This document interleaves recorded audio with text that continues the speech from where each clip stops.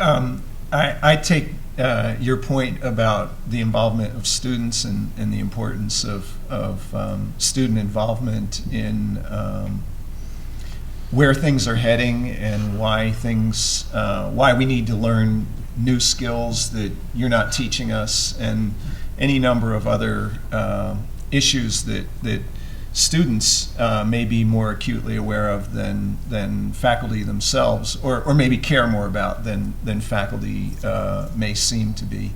But what Jeff said is right, that faculty are trained to teach students. That's what they do. And they come to the university to become faculty members, to teach courses and design curriculum. And I'm not saying that defensively. I'm saying that this is what faculty do at every university in the world. Students often are consulted. I know that I do, and my colleagues speak with our students about things they would like to learn more about. I do that constantly. I know that my colleagues do that constantly. But students don't write the curriculum. Faculty write the curriculum. So that point aside about the role of students, and I do believe it's important what role students play in inspiring the development of curriculum. That point aside, there's also, I would like to talk about this process that we're going through and how painful it has been for the faculty of the School of Journalism and Mass Communication. And I've heard, since I was appointed to this role, a lot of complaints about the overrepresentation of the faculty of the School of Journalism and Mass Communication in the process of deciding what a new college or school should look like.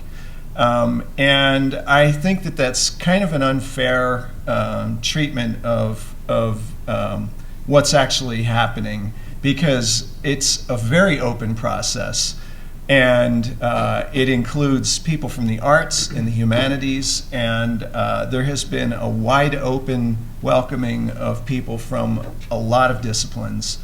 And I would also say that unlike what's happening here at the University of Colorado, which has contained a high degree of uncertainty and caused a high degree of anxiety, especially for the faculty and students of the School of Journalism and Mass Communication, because of having our school closed down.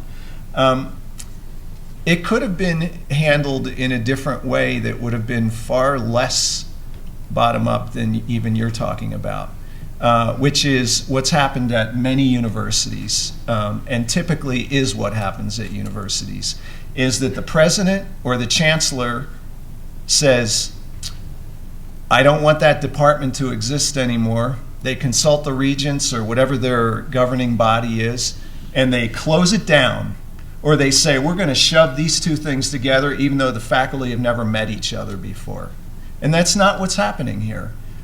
So there's always the sense that of longing for something better than what we've got. But I have a very, very good awareness of what the range of possibilities has been that's been actually enacted across the country.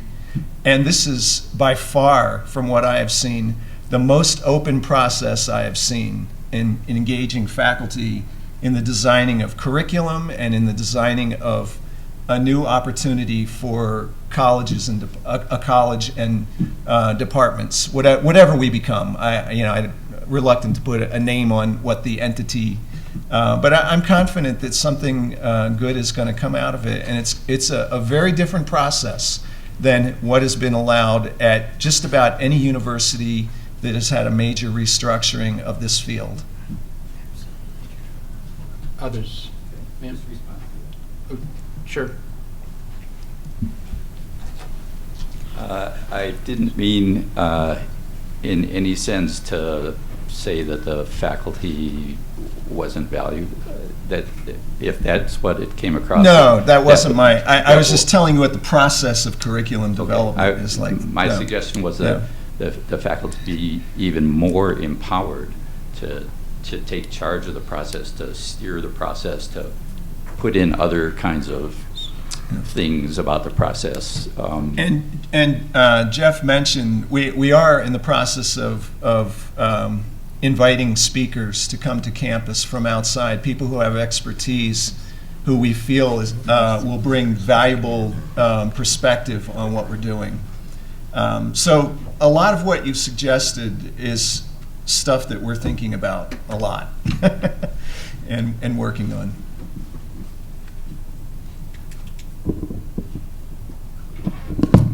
Hi, my name is Murad Levy, and I am a master's candidate for the School of Journalism. First year also, so I'm brand new to this whole environment completely. And I do represent a more optimistic outlook for this. I think that if journalism is going to die, it's going to die like a phoenix. Because I don't think that people don't need journalism. They do. They're not going to work to find out what's going on in their world at all. They're going to want it to be fed to them. And that's why our job is so important, because people need a way to find out what's going on.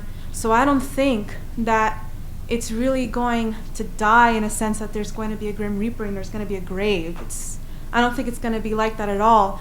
I don't understand the fear, because I think there's just so much to learn and to do that we don't know, and I think that brings a lot of opportunities. I do think that the idea of a college of information, it does sound very library science-y, and I know journalism takes so much personal effort and creative input into what we do, and I really do want that to be emphasized. I don't want it to be underestimated, especially for incoming students.